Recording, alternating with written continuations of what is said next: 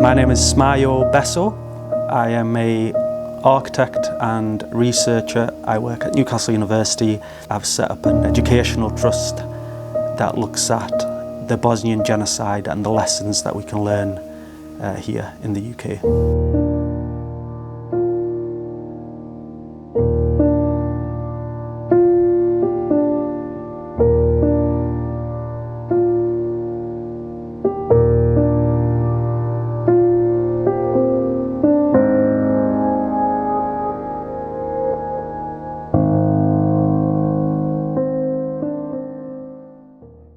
My family came to Newcastle on the 19th of July 1994, and the journey to the UK took exactly a month actually. We left Bosnia on the 19th of June.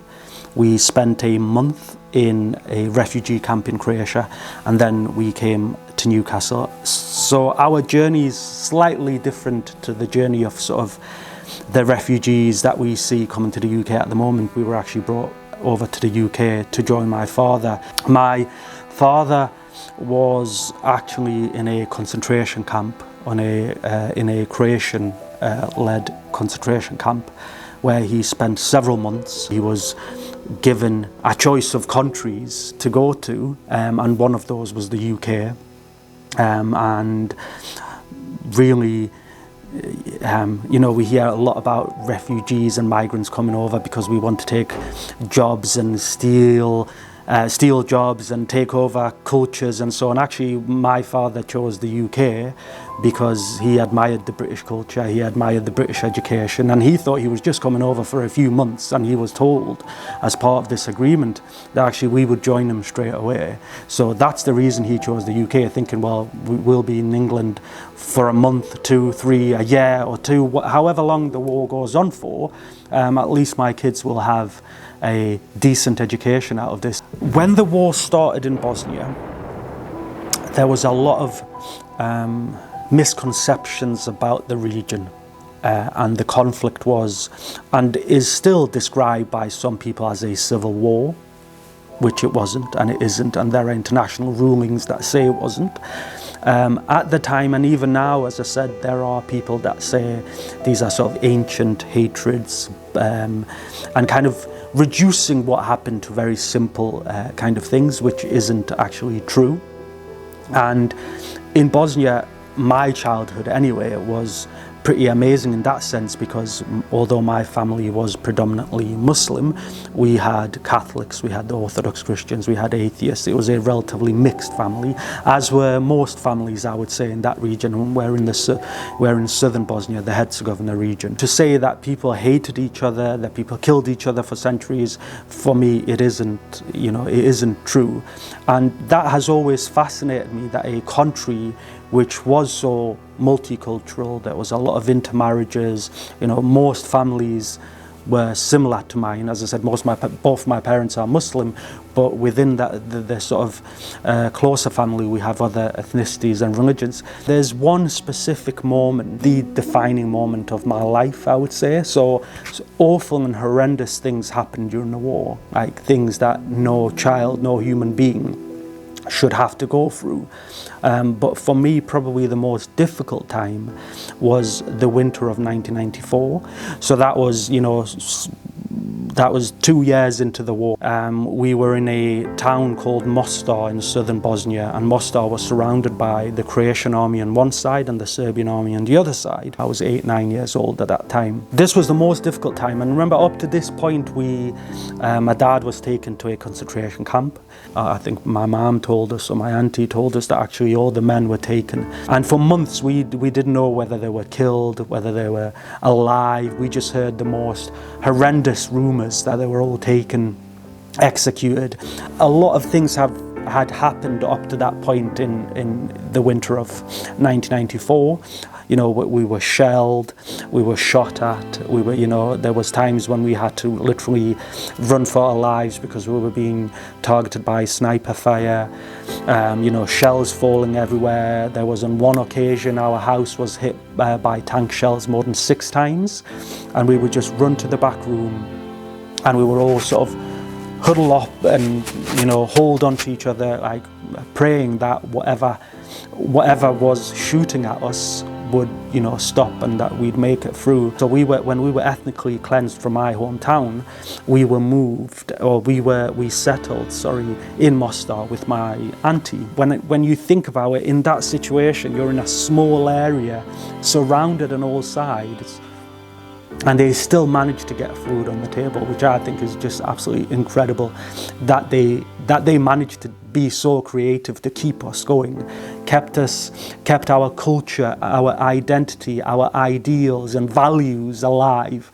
and that was incredible. So we started night school. We had to do school at night because it was dangerous to go during the day, and shelling and shooting had been really intense those few days leading up to that date, and my mum wasn't sure whether to let us go. And my granddad, who had, you know, been through the Second World War and he experienced so much, he kept telling my mum, look, you know, don't let them go, because, you know, there will be time. This war will finish. There will be time for them to get an education, to do all the things that you want them to do in life and all the things that they want to do in life.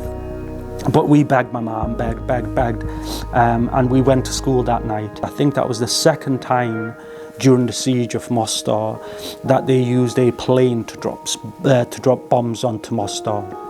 So outside of, you know, I remember we were sitting there and I could see out of my classroom window, I could see our neighbourhood, our street just up in flames, like these huge, massive flames, and just the intensity of the bombs falling. It was unlike anything we heard before. And, you know, we grew kind of accustomed to recognising different shells. We could, a child to recognise where the shells would roughly fall, and listening to the whistle of the shells, and we knew those things, but this was so different, the intensity of it and the ground shaking, and it was just relentless, and everyone was screaming, everyone was panicking, and we used to have these oil candles, but basically like a cup of oil and a shoestring, and you just tie it, and that's how we would see and work at night.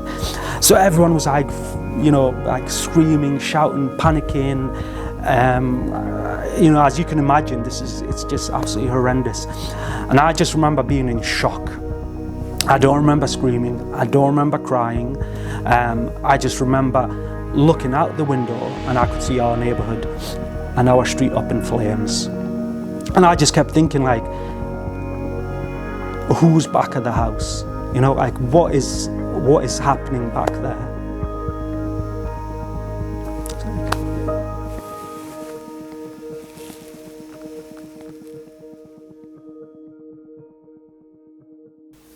Explaining why I do what I do is difficult.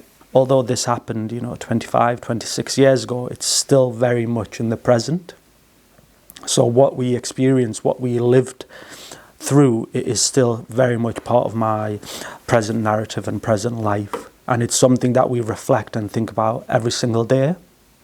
And it's something that affects us every single day. And we still talk about it as a family. There are some things that we kind of avoid, and we all kind of knowingly avoid it.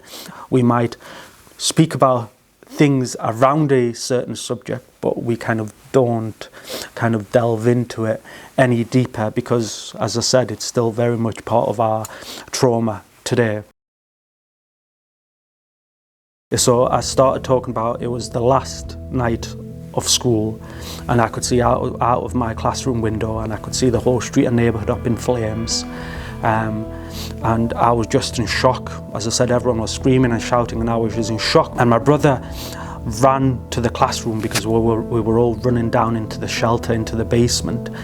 And he ran into the classroom to try and find me. And as I said, I was just stuck in my seat. I was just in shock because I just kept thinking, what is happening back at the house? Who's back up there? And my mum came to pick us up, and we started running back up to the house. And this was, Mostar's in a valley, and my auntie's house was right on top of one of the sort of hills overlooking Mostar.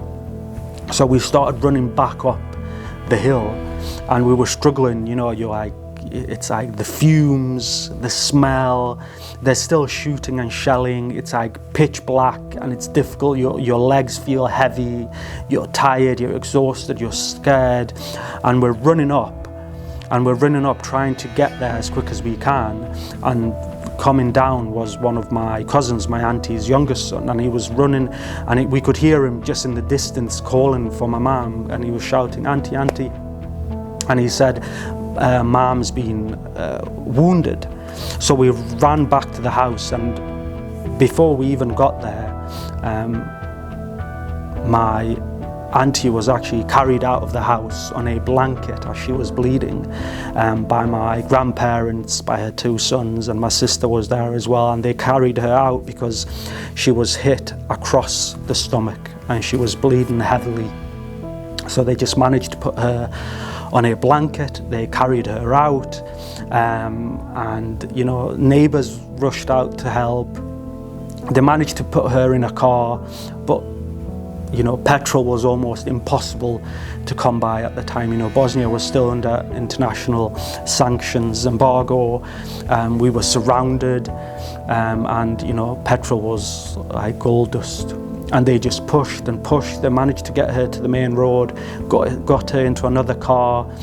They pushed, or it had a bit of petrol. They managed to get her to a hospital, but this was a makeshift hospital. As I said, you know, there was no medical equipment, there was no medicine, but at least they had doctors. And I think one of the doctors that treated her was my mum's first cousin. And they tried to do everything that they could to stop the bleeding, to try and save her. And unfortunately, the next morning at 4 o'clock in the morning, she passed away.